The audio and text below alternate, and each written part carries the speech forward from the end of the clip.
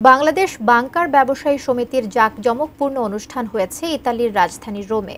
সম্প্রতি রোমের একটি রেস্টুরেন্টে আয়োজিত অনুষ্ঠানের সভাপতিত্ব করেন বাংলাদেশ বাংকার ব্যবসায়ী সমিতির সাবেক আহ্বায়ক মিয়া এমডি তারা।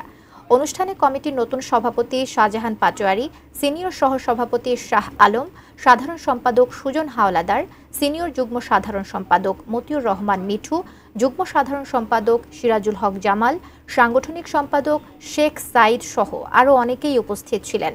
অনুষ্ঠানে বক্তারা ইতালিতে ব্যবসা সম্প্রসারণের জন্য বাংলাদেশ সরকারের আর্থিক সহযোগিতা কামনা করেছেন।